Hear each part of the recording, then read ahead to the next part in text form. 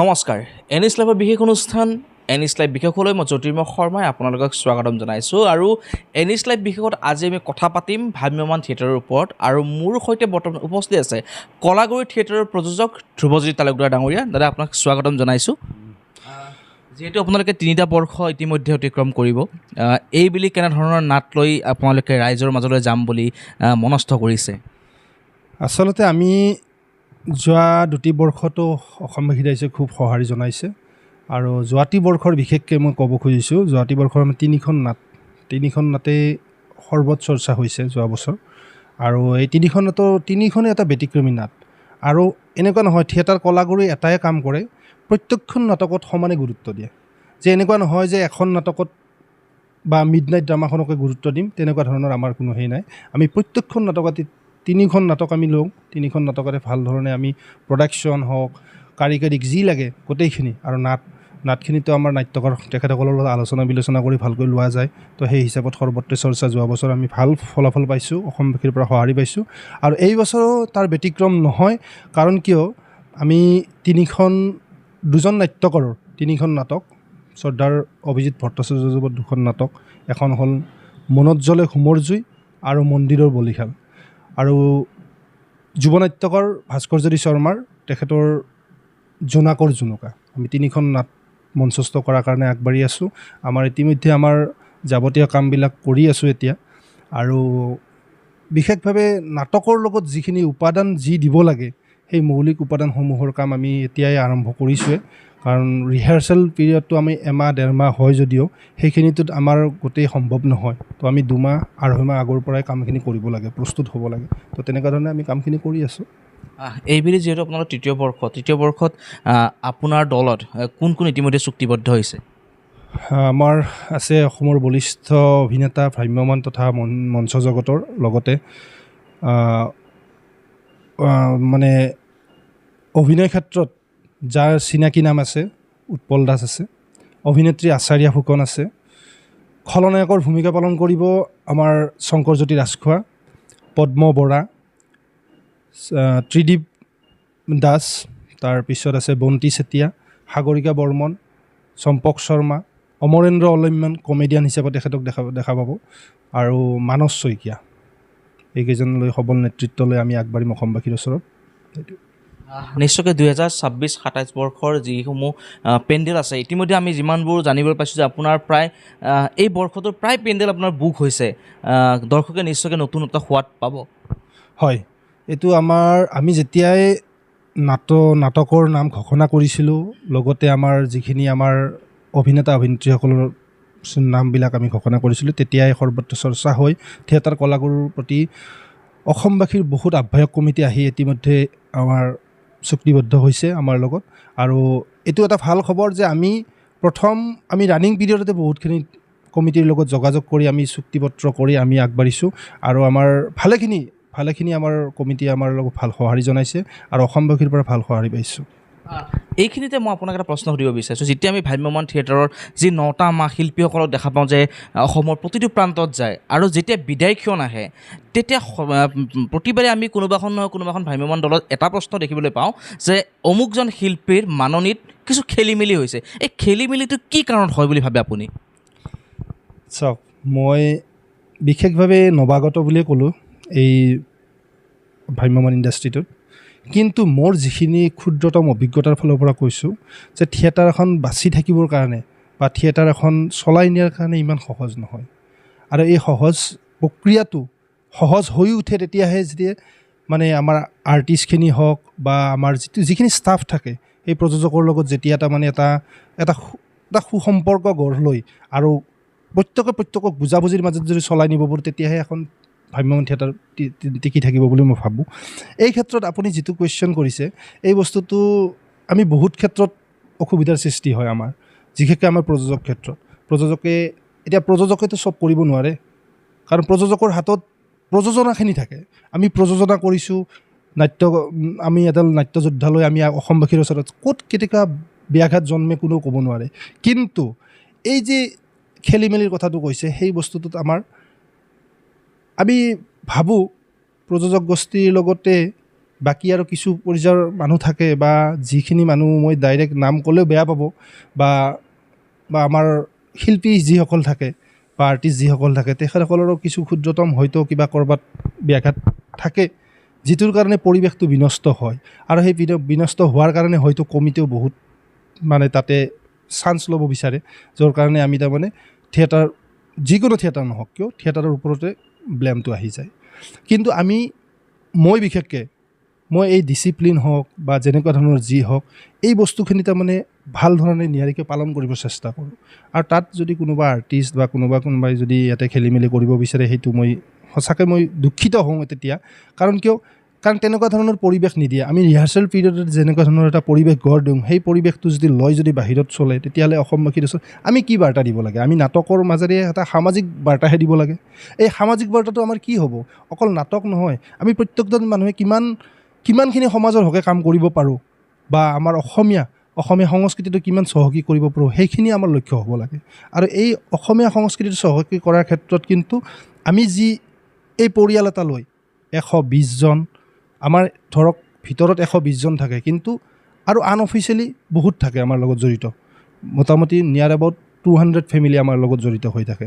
তো এইখিনি জৰিয়তে এটা কোম্পেনী, এটা ইণ্ডাষ্ট্ৰী, এই ইণ্ডাষ্ট্ৰীটো যদি অসমবাসীত আমি অসমৰ ইমূৰৰ পৰা সিমূৰলৈ যোৱাৰ সময়ত বহুত ব্যাঘাত জন্মিব পাৰে বা বহুত ধৰণৰ কিবা কিবি আমাৰ আহিব পাৰে। কিন্তু এই বস্তুটোত একমাত্ৰ এটাই উপায় হ'ল, আমি যদি টিম হিচাপে যদি পৰিয়াল, যিহেতু প্ৰযোজক এজনে পৰিয়াল বুলি কয়, কিন্তু আমি বাকী যে 200 মেম্বাৰ আছে তেখেতসকলেও প্ৰযোজকক লগত লৈ পৰিয়াল বুলি ভাবিব লাগিব, তেতিয়াই ছাকচেছ হ'ব এই ইণ্ডাষ্ট্ৰীটো। আৰু এই ইণ্ডাষ্ট্ৰীটো পিয়ৰলি অসমীয়া ইণ্ডাষ্ট্ৰী।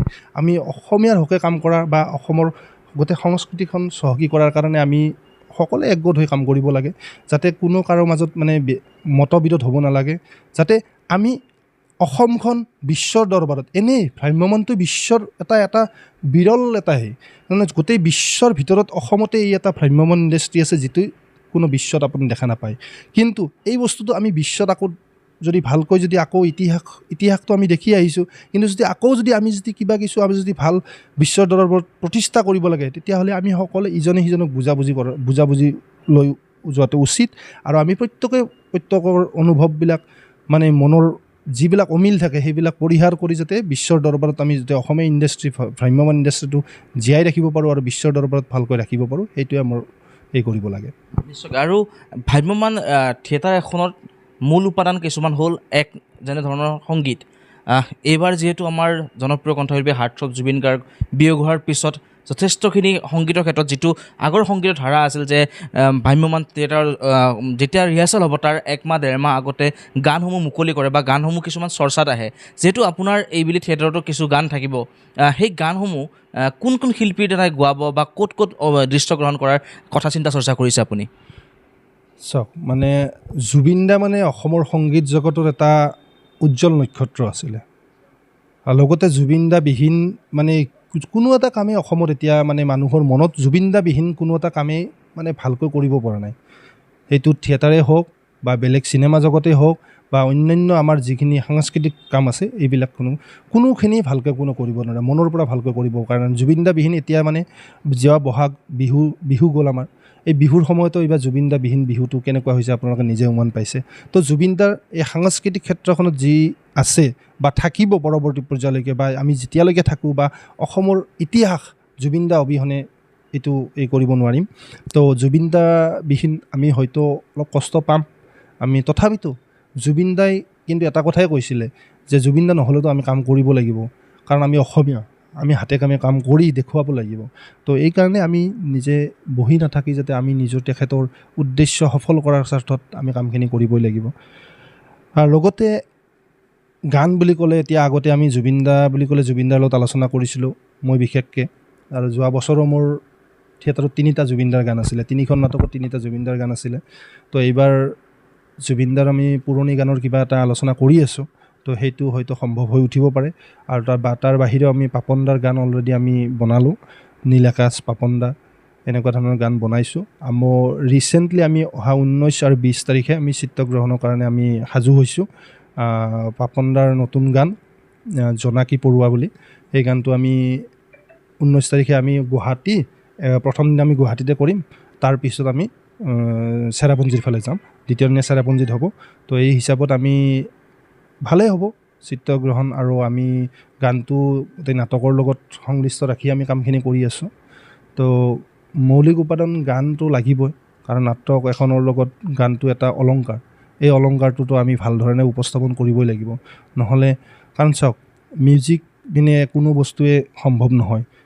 গান মিউজিক এইবিলাক বস্তু আমি অলংকাৰ হিচাপে লগাই কিমান ধৰণৰ ভাল এটা দিব পাৰোঁ অসমবাসীক, সেইটোৱে মোৰ চেষ্টা কৰি আছোঁ।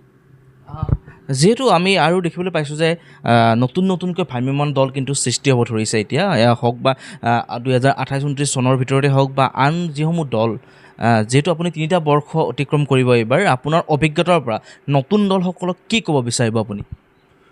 নাই, এইটো ভাল লক্ষণ। এইটো অসমীয়া ভ্ৰাম্যমাণ ইণ্ডাষ্ট্ৰীৰ কাৰণে খুব ভালেই লক্ষণ, কাৰণ এনেকুৱা এতিয়া যিমানখিনি থিয়েটাৰ আছে তাতকৈ দুগুণ যদি থিয়েটাৰ আকৌ বাঢ়ি যায়, তথাপিতো কিন্তু অসমত এনেকুৱা জেগা নোহোৱা নহয়।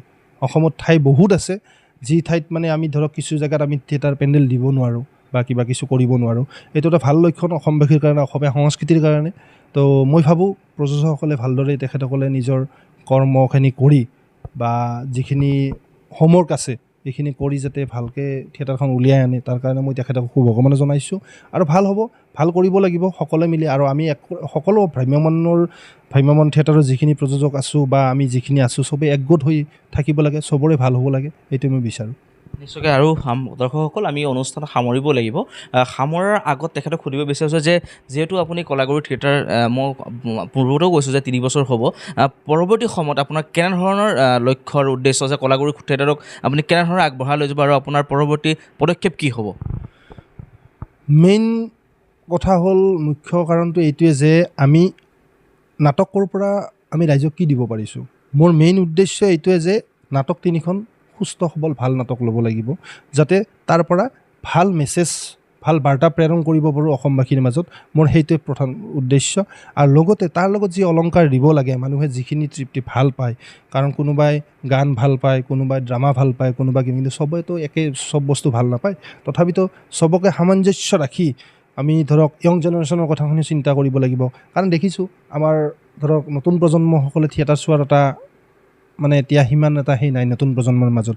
সেইখিনি আমি কেনেকৈ তেখেতসকলক উলিয়াই আনিব পাৰোঁ, আৰু লগতে আমি গোটেই মানে পুৰণা যিখিনি আমাৰ মানে মানুহ আছে বা নতুন প্ৰজন্মৰ যিখিনি আছে সকলোকে সামৰি আমি কেনেকুৱা ধৰণৰ ব্যতিক্ৰম কৰিলে তেখেতসকলে এটা চোৱাৰ কাৰণে হেঁপাহ আহিব, এই বস্তুখিনিত মই সদায় সূক্ষ্ম দৃষ্টিত ৰাখি আছোঁ। আৰু সেইখিনিকে মই কাম কৰিম, যাতে থিয়েটাৰ কলাগুৰুত বিশেষকৈ এটা বস্তুৱে ক'ব পাৰে যে তেখেতসকলৰ প্ৰডাকশ্যন ভাল, তেখেতসকলৰ নাটক ভাল, তেখেতসকলে এটা বস্তুৱে কৰে যে মানুহে যি বিচাৰিছে তেখেতসকলে দিব চেষ্টা কৰে। আৰু সেইখিনিয়ে মই ধনাত্মক দৃষ্টিৰে গোটেইখিনি এটা নাট্যকাৰৰ লগত হওক বা আমাৰ আৰ্টিষ্ট মানুহখিনিৰ লগতো হওক বা কিছু ৰাইজৰ লগতো যিখিনি অভিজ্ঞ মানুহ আছে তেখেতসকলৰ মই আলোচনা কৰি সেইকাৰণে উপস্থাপন কৰাৰ কাৰণে চেষ্টা কৰি আছোঁ। ধন্যবাদ জনাইছোঁ আপোনাৰ বহুমূলীয়া সময়কণ দিয়াৰ বাবে। ইয়াৰ লগে লগে প্ৰিয় দৰ্শক, আমাৰ এই বিশেষ অনুষ্ঠানৰ পৰা মই জ্যোতিৰ্ময় শৰ্মাই বিদায় লৈছোঁ। পুনৰ অহা খণ্ডত এজন নতুন অতিথিৰ সৈতে কথা পাতিম এক বিশেষ অনুষ্ঠান লৈ। গতিকে চাই থাকিব এন ইজ লাইভ। ধন্যবাদ।